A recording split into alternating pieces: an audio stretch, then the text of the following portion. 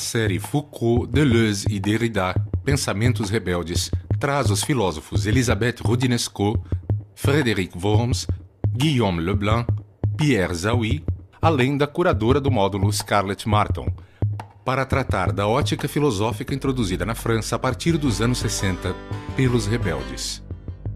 No programa de hoje, Scarlett Marton fala sobre o anticlímax da sociedade contemporânea, Foucault, Deleuze e Derrida frente à crise. Em que medida o pensamento rebelde pode contribuir para refletir sobre os problemas do nosso tempo? No meu entender, Foucault, Deleuze e Derrida, esses três pensadores rebeldes não se limitaram a tratar questões já conhecidas, não se limitaram tampouco a abordar essas questões a partir de um outro ponto de vista. O que eles fizeram, antes de mais nada, foi construir um ponto de vista específico, construir uma perspectiva determinada para tratar dos problemas e das questões que a eles se apresentavam.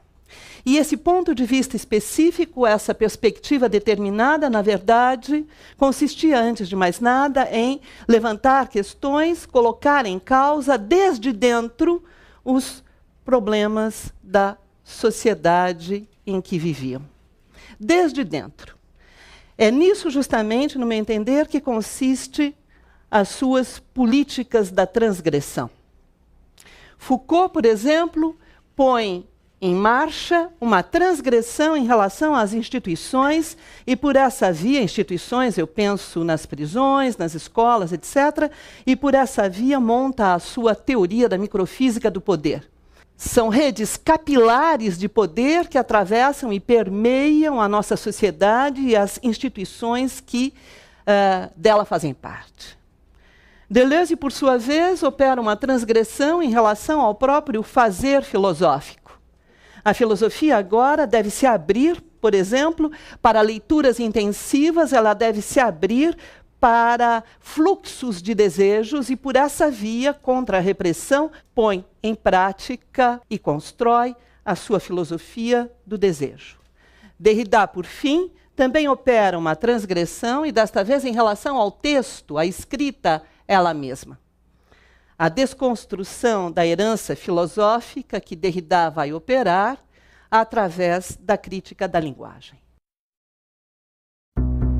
Foucault, Deleuze e Derrida ocupam posições distintas na cena intelectual e acadêmica francesa nas décadas de 1960 e 70.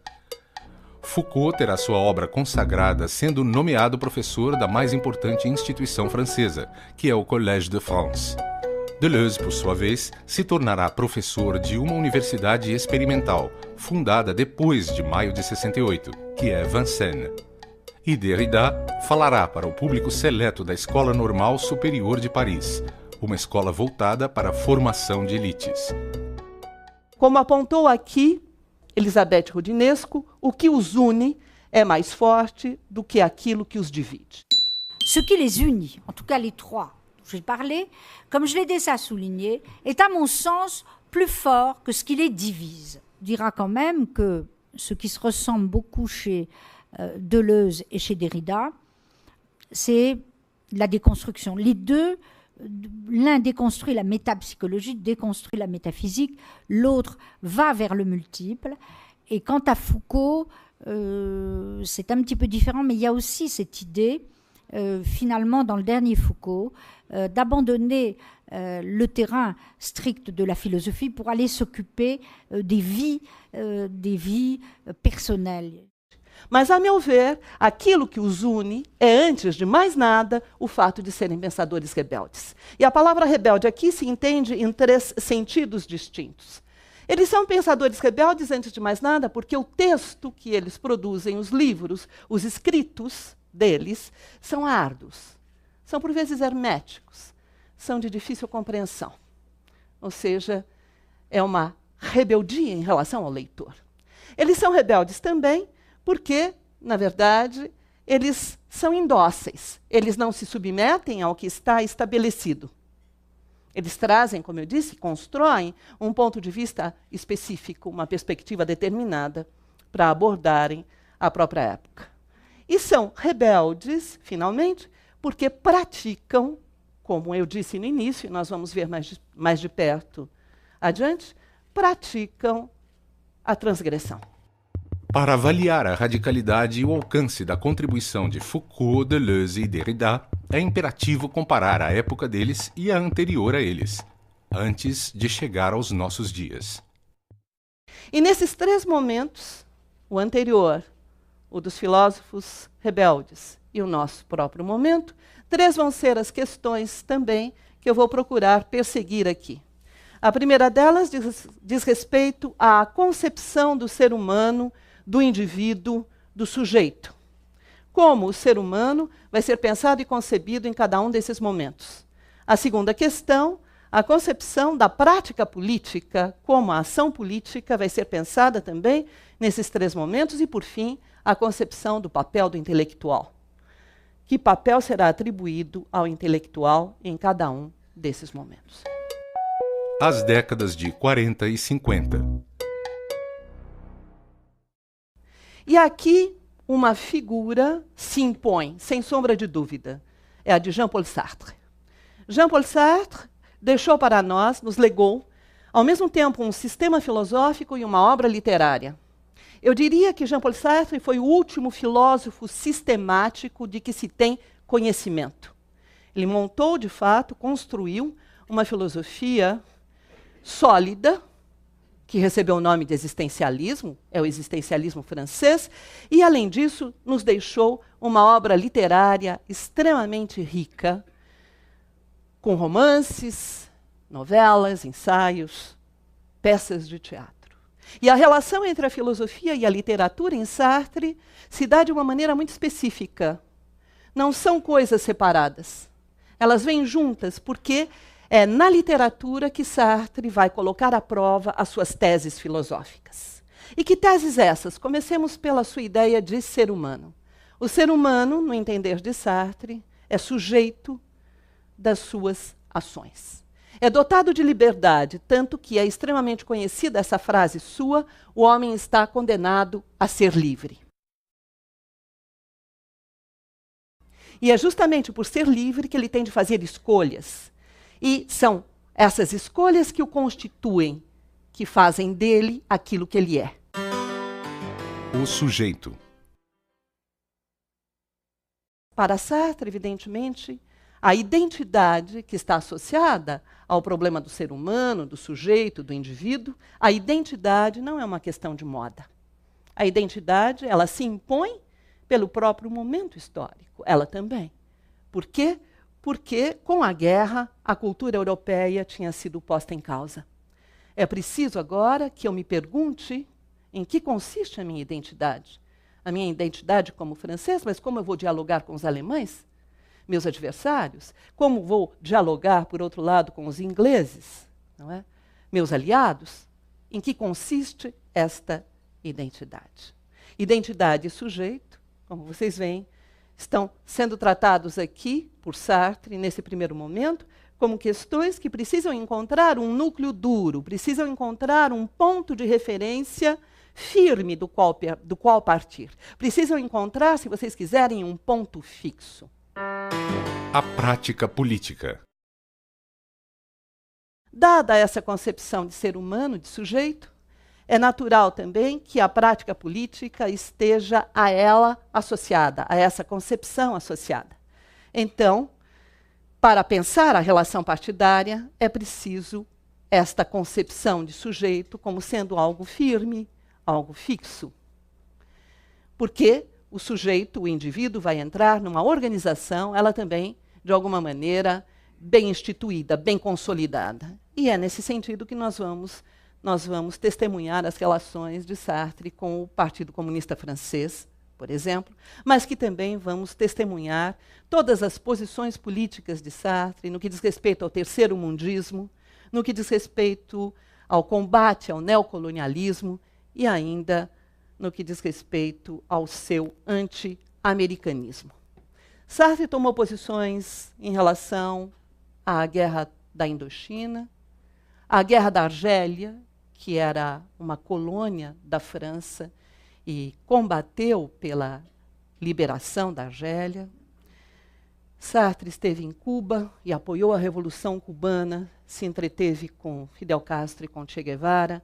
Sartre esteve no Brasil e pronunciou a sua célebre Conferência de Araraquara, em 1960, em que ele reafirmava as suas posições em defesa do terceiro mundo e reafirmava também as suas posições em relação à classe proletária. E participou com um megafone nas mãos, junto com Michel Foucault, das barricadas que tomaram Paris em maio de 68. Portanto, se tivermos uma palavra, se uma palavra for pertinente para associarmos aqui a esta concepção de prática política, a palavra é engajamento. O papel do intelectual. O intelectual, ele deve ser total e universal.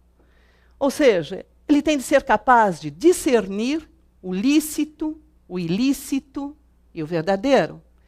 Ele toma a palavra porque ele constitui, de alguma forma, a consciência de todos.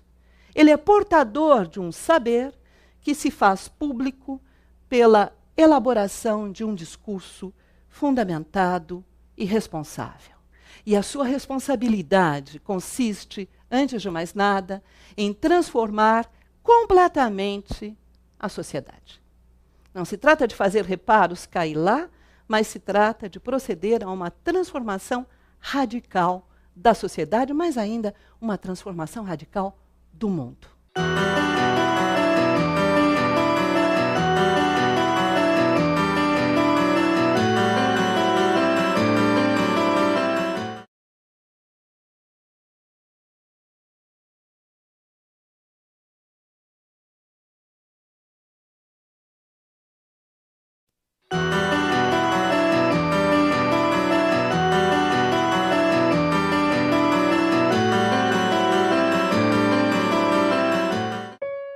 As décadas de 1960 e 1970 foram marcadas pela presença de Nietzsche na cena intelectual. Para Michel Foucault, Nietzsche não tem nenhuma nova tese sobre o mundo, mas traz uma nova maneira de interpretar o mundo. Deleuze, dando continuidade à via inaugurada por Foucault, diz que apenas o pensamento nietzschiano permite decodificar a sociedade, o mundo e nossos problemas. É bem verdade que a presença de Nietzsche vai se fazer sentir na reflexão dos três pensadores rebeldes, Foucault, Deleuze e Derrida. Todos eles, de alguma maneira, se inspiram no pensamento nietzschiano. E de diferentes formas, de múltiplas formas. O sujeito. Para Nietzsche, o sujeito vai ser, antes de mais nada, uma configuração temporária de impulsos. O ser humano está em permanente processo de mudança. Todo infrator é criador. Eis uma ideia central do filósofo alemão de grande impacto no pensamento transgressor dos três filósofos rebeldes. A partir dessas ideias que nós acabamos de trazer de Nietzsche, é possível pensar, então, agora, a concepção de sujeito, de ser humano, nos pensadores rebeldes. E nós podemos dizer, sem sombra de dúvida, que Foucault, Deleuze e Derrida vão trabalhar com uma ideia de ser humano, com uma ideia de sujeito, como pluralidade e relação. Foucault, por exemplo, nos dirá que nós não somos sujeitos, nós nos tornamos sujeitos na medida em que estamos incluídos ou fazemos parte de relações de poder. É só através dessas relações de poder que nós nos constituímos como sujeitos. Para Deleuze, por sua vez, não temos indivíduo. Não se pode falar indivíduo, porque o termo indivíduo, na verdade, ele só tem sentido se nós pensarmos conjuntamente o termo sociedade. Somos indivíduos porque vivemos numa sociedade. Se nós queremos romper com esse padrão de reflexão, precisamos encontrar uma nova terminologia, empregar outras palavras. É o que Deleuze faz, quando ao invés de indivíduo, ele usa o termo singularidade. E essa singularidade, somos singulares, somos todos seres singulares, diferentes uns dos outros, e somos singulares na nossa multiplicidade. A prática política. E no que diz respeito à prática política, certamente não é a do engajamento. O engajamento não serve mais para nós aqui. Mudou a concepção de sujeito. A identidade passou a ser tratada de outra forma. Então, a prática política também terá de ser concebida de outra maneira. E não se deve esquecer de maio de 68. Os pensadores rebeldes, eles viveram maio de 68. E viveram em maio de 68 a transgressão. Aliás, um livro sobre maio de 68, escrito por outros autores, Lefort, Castoriadis, etc., traz por título A Brecha. Brecha ligada à transgressão. Não se trata mais de mudar radicalmente a sociedade, de transformar por inteiro o mundo. Se trata, agora sim, de, conhecendo a sociedade tal como ela é, fazendo o diagnóstico da sociedade, fazendo o diagnóstico do mundo em que vivemos, encontrar as brechas em que será possível uma ação política eficaz. Daí, então, ações pontuais, curtos-circuitos, guerrilhas culturais. O papel do intelectual. E o papel do intelectual também se transformará. Outra concepção de sujeito, outra prática política, outro papel do intelectual. Foucault nos trará a ideia do intelectual específico. E como apontou aqui Guillaume Leblanc, o papel do intelectual não será o de abrir as portas, mas de fabricar ferramentas para que as pessoas possam abrir as portas. Je crois qu'il faut faire attention au rôle qui est celui de l'intellectuel, du penseur en général, qui ne doit pas être, et Foucault était très sensible à ça, qui ne doit pas être confondu avec, disons, quelqu'un comme comme un donneur de leçons, quelqu'un qui dirait voilà comment il faut faire et voilà comment il ne faut pas faire. Il a même critiqué, Foucault, violemment cette idée de l'intellectuel comme une idée très 19e siècle. Il la voyait à l'œuvre chez Sartre. Bon.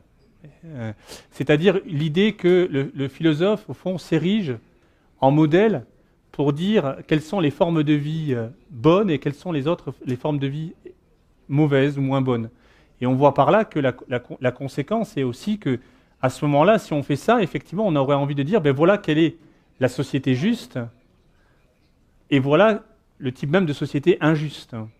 Et on peut introduire à ce moment-là un argumentaire très bien fait, où on va faire apparaître la société juste. Et il y a une philosophie politique aujourd'hui qui essaye de penser un peu les choses ainsi. Celle qui vient plutôt du formalisme, justement, juridique, à la manière de John Rawls, par exemple. Foucault était beaucoup plus attentif au fait que son rôle n'était pas en quelque sorte, d'ouvrir les portes, mais de donner quelques clés aux gens pour que les gens puissent ouvrir les portes eux-mêmes.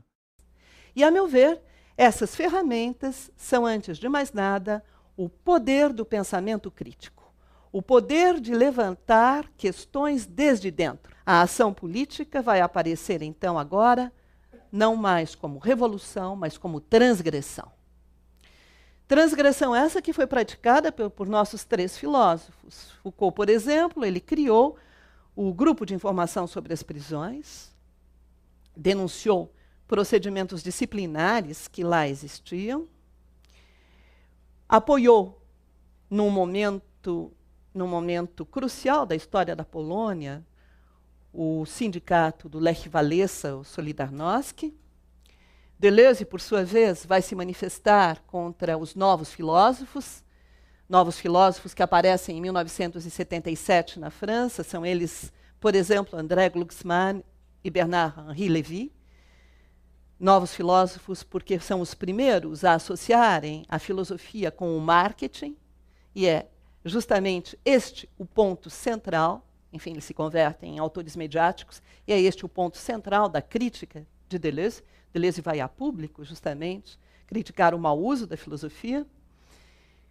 Vai se colocar ao lado da causa palestina, e dos povos desterritorializados, e vai se pronunciar ainda em 91 contra a guerra do Iraque, que ele considera uma guerra imunda, porque é a oportunidade que os Estados Unidos têm de colocar à prova, de porem à prova novas armas.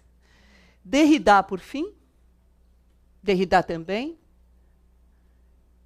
teve várias atuações pontuais.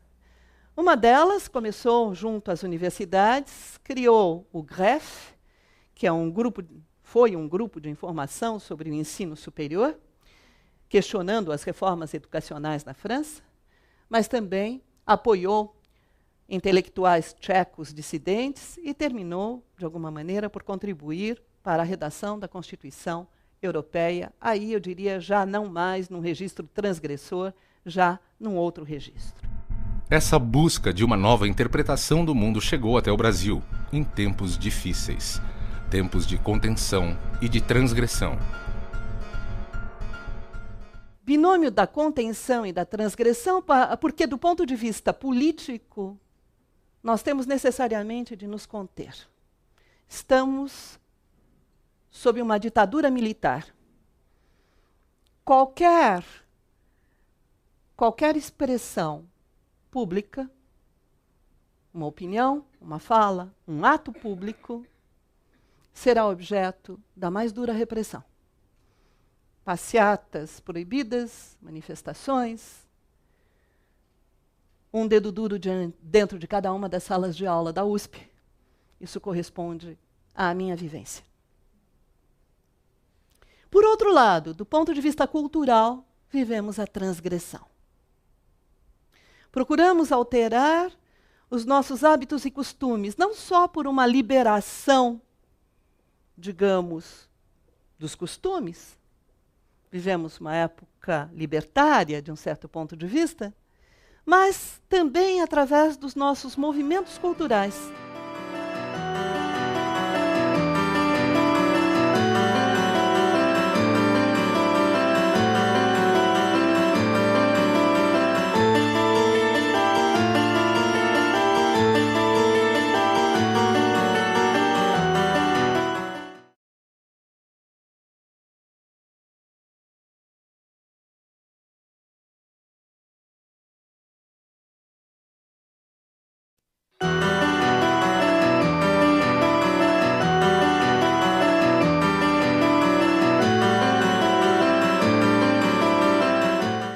As obras de Foucault, Deleuze e Derrida não se limitam a essas 2 décadas. Elas se prolongam no tempo. O momento atual. Mas seria preciso ainda chegar até a atualidade. E é o que nós vamos fazer de imediato. Chegar ao nosso momento. Momento esse que começaria no final da década de 70, segundo alguns estudiosos, e que chegaria até os nossos dias. Momento esse que se habituou chamar de pós-modernidade.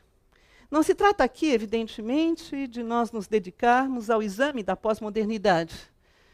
Mas nós não temos, enfim, não é esse o nosso propósito e nem temos espaço para tanto.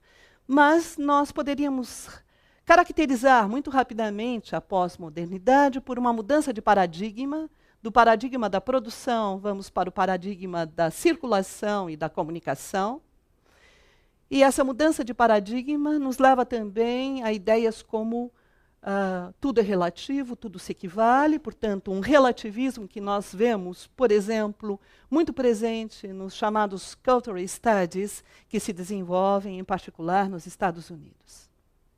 E nesse nosso momento, então, voltemos às nossas 3 questões: sujeito, prática política, papel do intelectual. No mundo pós-moderno, as fronteiras são menos perceptíveis e as referências se diluem. As questões ligadas ao indivíduo e à identidade se fundem na diversidade e na noção de mercado. É o tudo e o seu contrário. A percepção do tempo muda. Para a ação política, parece que bastam o celular e a internet. O mundo parece não precisar mais de líderes. O ser humano está estilhaçado. Na verdade, eu acho que o termo não é bom. Fragmentado, talvez. Mas mais que isso, ao ser humano, ao sujeito, passaram a ser associadas múltiplas imagens. E continuam se associando essas imagens. De sorte que tudo se passa como se houvesse uma proliferação de imagens sem nenhum referente. E aqui nós temos ideia do que ocorreu nesses últimos 60, 70 anos. Nós passamos do sujeito responsável por suas ações, este núcleo duro, este ponto fixo, ponto de referência, ao sujeito como pluralidade e inter-relação, e agora, mais recentemente, passamos desta última concepção de sujeito como pluralidade e inter-relação para uma proliferação de imagens sem suporte, ou praticamente sem suporte. E a identidade? Bem, a identidade foi para o beleléu. A identidade, na verdade, não se coloca mais. Nós sequer podemos falar em identidade corporal. Pensemos nos transplantes, nos silicones, no botox. Na verdade, agora não funciona mais a relação entre natureza e artifício, entre o que é natural e o que é artificial. Não funciona tampouco a relação entre modelo e cópia. Tudo aquilo que, numa linguagem muito filosófica, nós diríamos, tudo aquilo que se dá num registro platônico de essências, de modelos, etc., de mundo das ideias, de transcendentes, tudo isso não tem mais poder eficiente. E, na verdade, eu tenho a impressão de que, de uma certa maneira, é muito bem-vindo o fato de nós darmos a Deus a ideia de identidade. Porque, trazendo aqui Michel Serres, um filósofo francês vivo, um dos grandes filósofos franceses ainda vivos, trazendo Michel Serres dirá que a identidade leva ao racismo e leva a todo tipo de fanatismo. E ele começa por examinar a sua carteira de identidade. Está lá escrito Michel Serres. E ele diz, o que significa o meu sobrenome, Serres? Serres significa serra, sierra. Isso significa que eu pertenço a um grupo de pessoas que tem por sobrenome Serres, em diferentes línguas.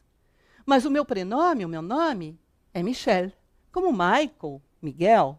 Isso significa que eu pertenço a um grande grupo de seres humanos, esses que foram chamados de Miguel, Michael, Michel, Micaele. A minha altura, eu tenho 1,82 m, diz Michel Serres. Isso significa que eu pertenço a um grande grupo de seres humanos que tem essa estatura. A língua francesa foi a minha língua primeira. Isso também significa que eu pertenço a um outro grupo de seres humanos cuja língua materna foi a francesa, e assim por diante. E ele vai multiplicando os grupos de pessoas aos quais ele pertence. E assim, pouco a pouco, ele substitui a ideia de identidade pela ideia de pertencimento. Cada um de nós pertence a numerosos, múltiplos grupos de outros seres humanos. Abandonar a ideia de identidade é uma maneira de livrar-se do racismo e de todo tipo de fanatismo. Mas a ideia de identidade é a mesma de pertencimento. Mas nós falávamos aqui de identidade corporal. E eu queria lembrar o que disse Frédéric Worms, que esteve também entre nós. Disse ele que o nosso momento é o momento do vivente. Tous les problèmes de théorie de la connaissance passent aujourd'hui par le vivant, ne serait-ce qu'à travers la question de notre cerveau. Les problèmes de la connaissance aujourd'hui passent surtout à travers les sciences du cerveau, peut-être pas à travers la philosophie du cerveau, mais à travers les sciences du cerveau, ce qu'on appelle aussi les sciences cognitives. Les problèmes politiques portent aujourd'hui de façon centrale sur les questions du vivant, à tel point que la protection du vivant, la préservation du vivant, de l'espèce, mais aussi de l'environnement, de la planète, définissent en quelque sorte l'horizon politique d'aujourd'hui. Entre ces deux extrêmes, de théorie de la connaissance et de philosophie politique, un certain nombre d'autres problèmes, le rapport de l'homme et de l'animal, la persistance de certaines maladies, ou le retour même de certaines maladies que la science ne peut pas toujours guérir, font que la question du vivant est devenue une question centrale aujourd'hui. Daí a importância da bioética, que tem de se voltar para problemas, questões como as da clonagem, das células-tronco, etc. Mas daí também a importância da ecologia nos dias de hoje, que tem de se voltar para a questão da vida na Terra. E a ecologia, sem sombra de dúvida, assim como a bioética, ocupam lugar importante no mundo contemporâneo. Nós poderíamos até dizer que nós estamos diante de uma formação progressiva, estamos diante da formação progressiva de uma opinião global, um sentimento crescente de solidariedade planetária. Mas, a meu ver, o nosso momento não se restringe ao momento do vivente. Eu diria que, além das questões relativas à vida, nós temos de levar em conta as novas tecnologias. As novas tecnologias transformam nosso mundo a cada dia com suas inovações, para o melhor ou o pior. O genoma humano, por exemplo, pode servir ao projeto eugenista de raça superior, mas, por outro lado, abre caminho para a cura de doenças até então incuráveis. Quanto à comunicação, muito rapidamente, nós poderíamos dizer que nós estamos vivendo a terceira grande mudança, a terceira grande invenção. Houve a invenção da escrita e os historiadores disseram que com a escrita surgiu a história, foi o início da história humana. Isso lá em Primórdios. Houve, mais recentemente, no século XVI, a invenção da imprensa, e com isso começou a Idade Moderna. E ainda muito mais recentemente, a questão de poucas décadas, houve a invenção da informática, e com isso começou a pós-modernidade. Uma transformação de igual porte que as duas anteriores, sem sombra de dúvida.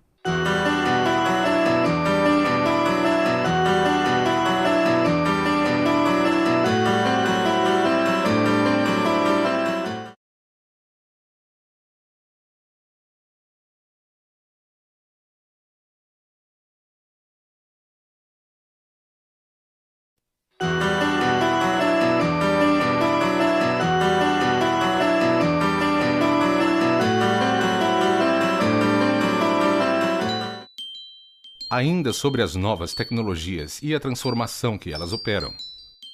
Apenas para nós termos uma ideia da importância dessa transformação, nós sabemos que a população humana do planeta hoje é de cerca de 6 bilhões e 900 milhões de seres humanos. O número de pessoas conectadas chega a quase 1 bilhão. Isso significa que 1/7 da população mundial está conectada. Sem sombra de dúvida, esse fato opera transformações na maneira pela qual nós percebemos o tempo, mas isso foi muito explorado já, não é? Vivemos num mundo globalizado, enfim, o tempo virtual, o tempo real, etc. Mas isso opera também transformações na maneira pela qual nós vivemos o espaço, e aqui sim valeria a pena uma palavra. Vivemos o espaço de uma outra forma, porque até as relações intersubjetivas, as relações com outros seres humanos, aos poucos se convertem agora em relações de vizinhança.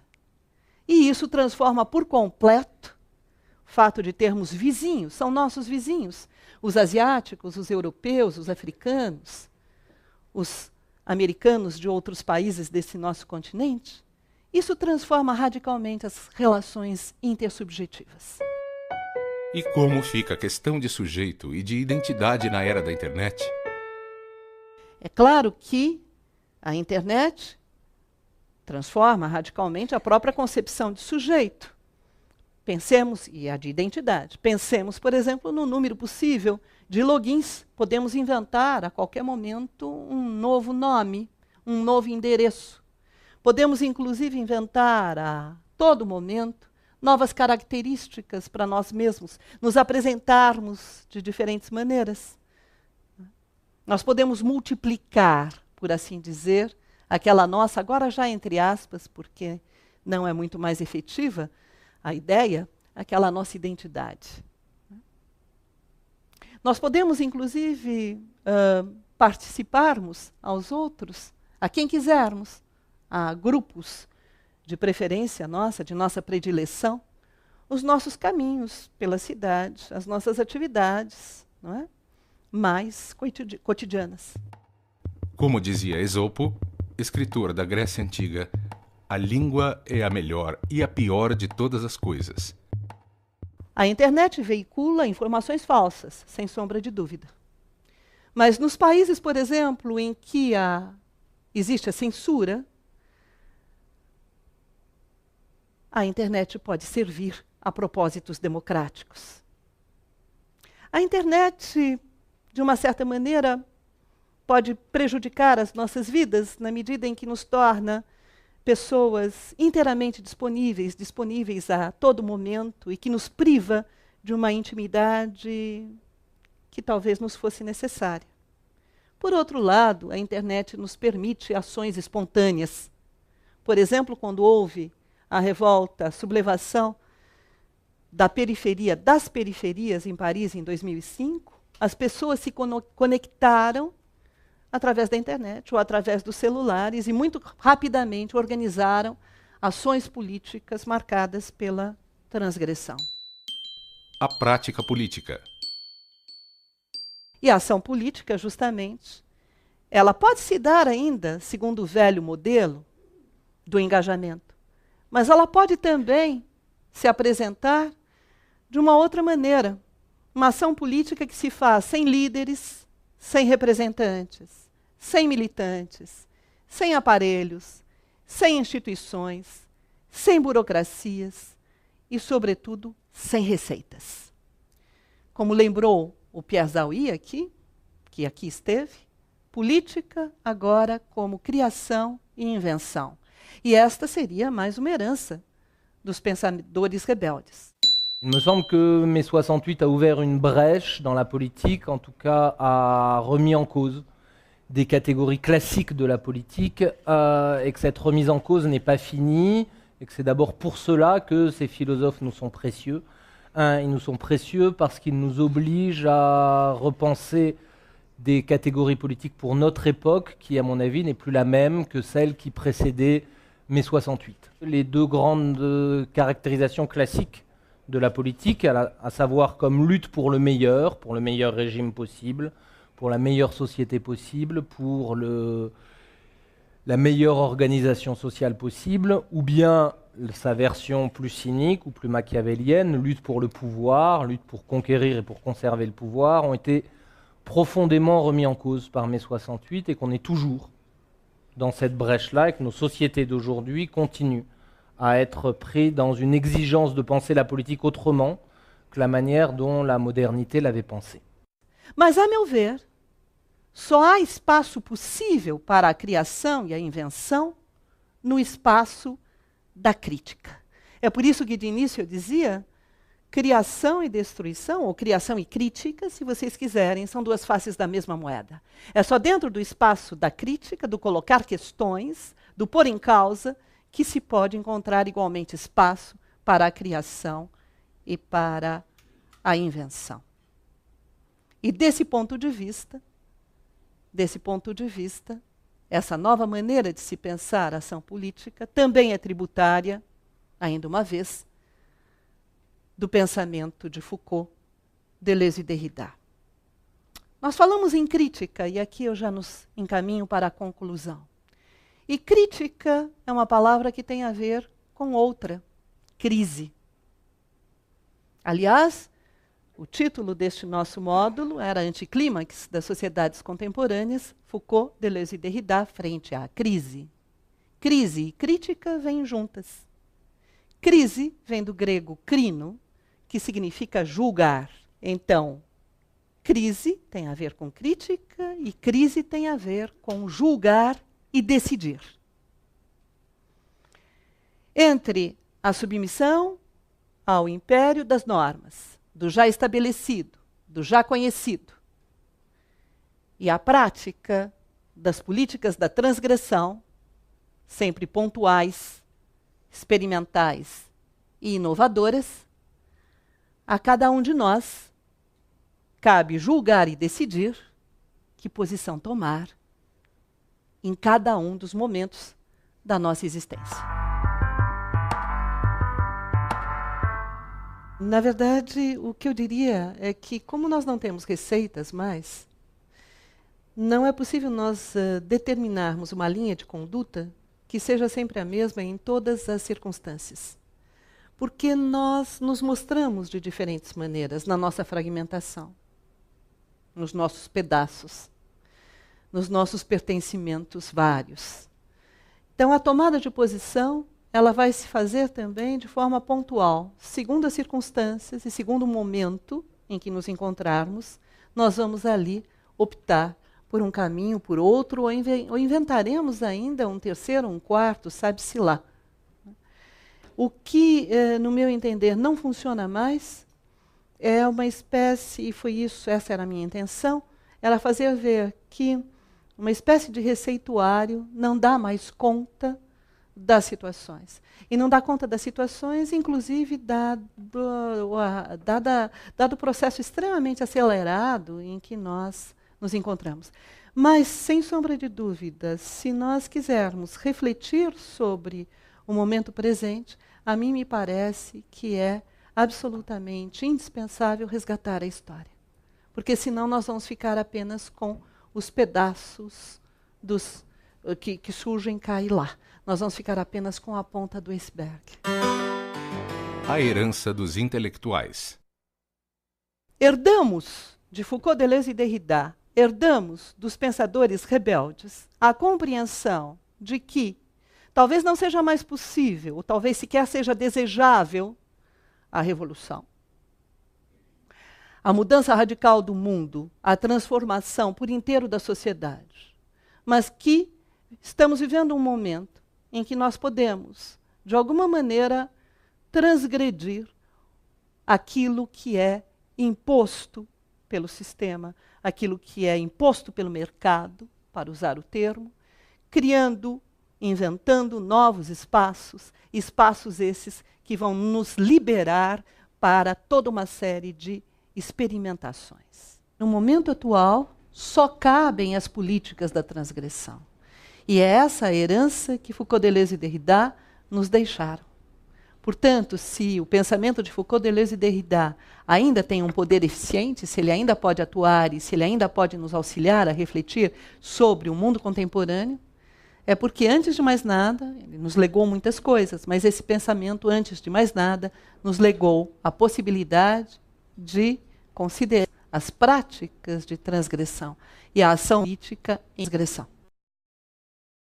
A segunda questão, a concepção da prática política como a ação política vai ser pensada também nesses três momentos e, por fim, a concepção do papel do intelectual.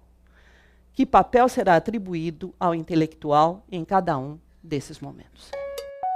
As décadas de 40 e 50. E aqui uma figura se impõe, sem sombra de dúvida. É a de Jean-Paul Sartre. Jean-Paul Sartre deixou para nós, nos legou, ao mesmo tempo um sistema filosófico e uma obra literária. Eu diria que Jean-Paul Sartre foi o último filósofo sistemático de que se tem conhecimento. Ele montou, de fato, construiu uma filosofia sólida, que recebeu o nome de existencialismo, é o existencialismo francês, e, além disso, nos deixou uma obra literária extremamente rica, com romances, novelas, ensaios, peças de teatro. E a relação entre a filosofia e a literatura em Sartre se dá de uma maneira muito específica. Não são coisas separadas. Elas vêm juntas porque É na literatura que Sartre vai colocar à prova as suas teses filosóficas. E que teses essas? Comecemos pela sua ideia de ser humano. O ser humano, no entender de Sartre, é sujeito das suas ações. É dotado de liberdade, tanto que é extremamente conhecida essa frase sua: o homem está condenado a ser livre. Não se limitaram a tratar questões já conhecidas, não se limitaram tampouco a abordar essas questões a partir de um outro ponto de vista. O que eles fizeram, antes de mais nada, foi construir um ponto de vista específico, construir uma perspectiva determinada para tratar dos problemas e das questões que a eles se apresentavam. E esse ponto de vista específico, essa perspectiva determinada, na verdade, consistia, antes de mais nada, em levantar questões, colocar em causa, desde dentro, os problemas da sociedade em que viviam. Desde dentro. É nisso, justamente, no meu entender, que consiste as suas políticas da transgressão. Foucault, por exemplo, põe em marcha uma transgressão em relação às instituições, e por essa via, instituições, eu penso nas prisões, nas escolas, etc., e por essa via monta a sua teoria da microfísica do poder. São redes capilares de poder que atravessam e permeiam a nossa sociedade e as instituições que dela fazem parte. Deleuze, por sua vez, opera uma transgressão em relação ao próprio fazer filosófico. A filosofia agora deve se abrir, por exemplo, para leituras intensivas, ela deve se abrir para fluxos de desejos e, por essa via, contra a repressão, põe em prática e constrói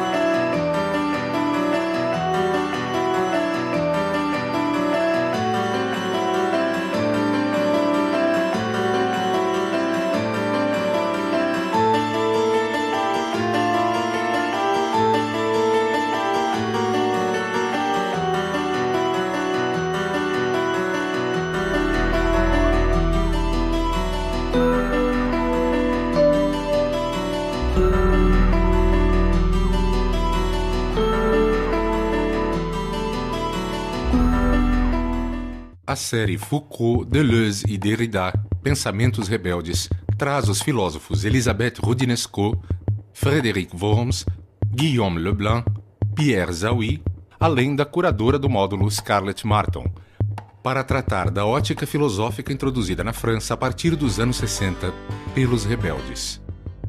No programa de hoje, Scarlett Martin fala sobre o anticlímax da sociedade contemporânea, Foucault, Deleuze e Derrida frente à crise. Em que medida o pensamento rebelde pode contribuir para refletir sobre os problemas do nosso tempo? No meu entender, Foucault, Deleuze e Derrida, esses três pensadores rebeldes, a sua filosofia do desejo. Derrida, por fim, também opera uma transgressão, e desta vez em relação ao texto, a escrita ela mesma. A desconstrução da herança filosófica que Derrida vai operar através da crítica da linguagem.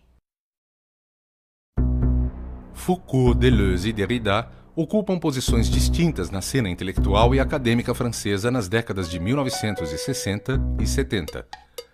Foucault terá sua obra consagrada sendo nomeado professor da mais importante instituição francesa, que é o Collège de France. Deleuze, por sua vez, se tornará professor de uma universidade experimental, fundada depois de maio de 68, que é Vincennes. E Derrida falará para o público seleto da Escola Normal Superior de Paris, uma escola voltada para a formação de elites. Como apontou aqui Elisabeth Roudinesco, o que os une é mais forte do que aquilo que os divide. Ce qui les unit, en tout cas les trois dont j'ai parlé, comme je l'ai déjà souligné, est à mon sens plus fort que ce qui les divise, dira quand même que ce qui se ressemble beaucoup chez Deleuze et chez Derrida, c'est la déconstruction. Les deux, l'un déconstruit la métapsychologie, déconstruit la métaphysique, l'autre va vers le multiple.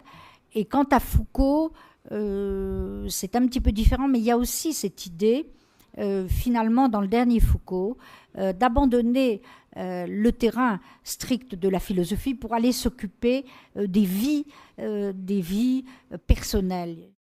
Mas, a meu ver, aquilo que os une é, antes de mais nada, o fato de serem pensadores rebeldes. E a palavra rebelde aqui se entende em 3 sentidos distintos. Eles são pensadores rebeldes, antes de mais nada, porque o texto que eles produzem, os livros, os escritos deles, são árduos, são por vezes herméticos, são de difícil compreensão. Ou seja, é uma rebeldia em relação ao leitor.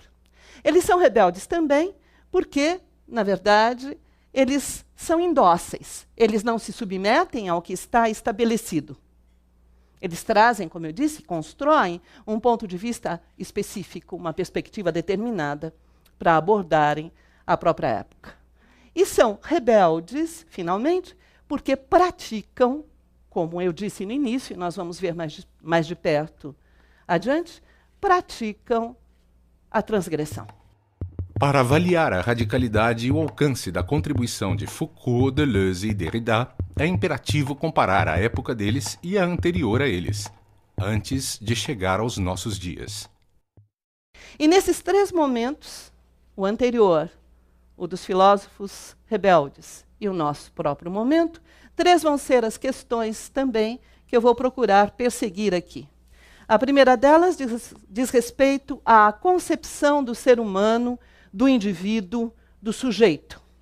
Como o ser humano vai ser pensado e concebido em cada um desses momentos.